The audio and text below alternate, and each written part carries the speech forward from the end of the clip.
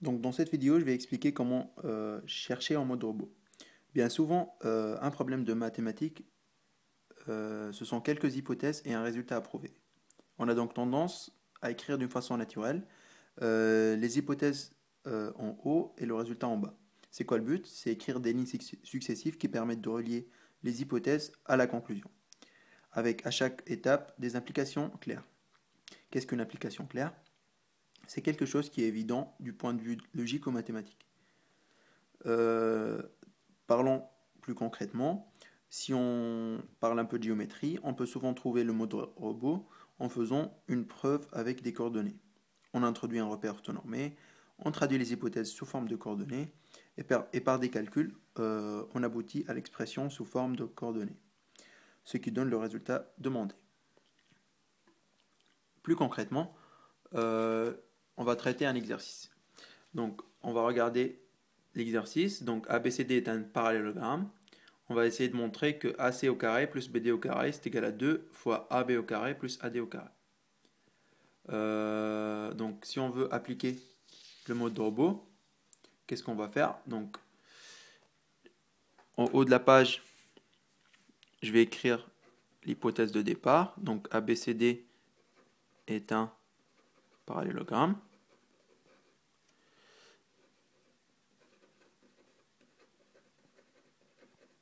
Et en bas, le résultat que je veux démontrer, à savoir que AC au carré plus BD au carré, c'est égal à 2 fois AB au carré plus AD au carré. Qu'est-ce que je vais faire ensuite? Donc je vais partir de l'hypothèse de cette hypothèse. Je vais essayer de traduire cette hypothèse sous forme de coordonnées. Donc ABCD est un parallélogramme. Donc déjà je vais me placer dans un repère orthonormé. Donc R c'est un repère orthonormé dans lequel je peux faire des calculs tout simplement.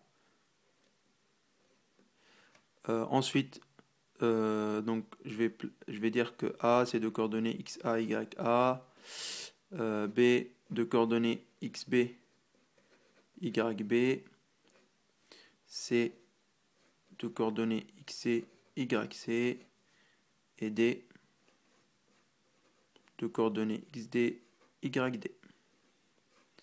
Ensuite, donc ABCD est un parallélogramme. Je vais traduire ça sur les coordonnées. Donc je pars de l'égalité vectorielle AB est égal à DC. Faites pas l'erreur classique AB est égal à CD. Donc ça fait XB moins XA. C'est égal à XC moins XD. Et YB moins YA. C'est égal à YC moins YD. Ensuite, donc, le résultat final nécessite le calcul de AC, BD et AB et AD. Donc, je ne vais pas faire tous les calculs parce que j'ai choisi cet exercice pour vous montrer en fait qu'il y a parfois d'autres méthodes plus simples que le mode robot. Donc, je vais amorcer juste les calculs et pour les plus acharnés d'entre vous, je leur conseille de finir les calculs. Donc, ici, il faut calculer AC au carré. Donc, la règle du cours, elle dit qu'il faut faire xc moins xa au carré plus yc moins ya au carré. Vous faites un peu pareil pour les autres distances, à savoir bd au carré, ab au carré et ad au carré.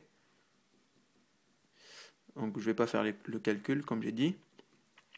Donc vous faites tous les calculs pour les autres distances. Donc vous utilisez juste ce qu'on a trouvé ici. Vous développez les deux termes, vous calculez ce terme et puis ce terme, et vous allez trouver en fait qu'ils sont égaux en utilisant les deux égalités.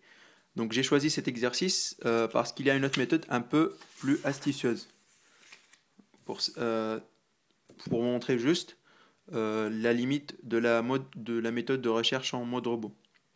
Donc tout simplement, si je trace un parallélogramme, je le fais un peu à la main. Donc ça c'est A, B, C et D. Et nous, en fait, on veut une égalité, donc une égalité qui fait intervenir AC au carré plus BD au carré. Donc, cette égalité, elle fait intervenir AC au carré et BD au carré. Donc, tout élève de terminale ou de lycée, normalement, il connaît l'égalité d'Al-Kashi, donc dans un triangle. Donc, par exemple, si j'utilise le triangle ABC, donc ça fait AC au carré, c'est égal à AB au carré, plus BC au carré, moins 2 fois AB fois BC fois cosinus de l'angle en B. Pareil pour BD au carré, ça me fait BC au carré, je le calcule dans le triangle BDC, plus CD au carré, moins 2 fois BC fois CD fois cos de C.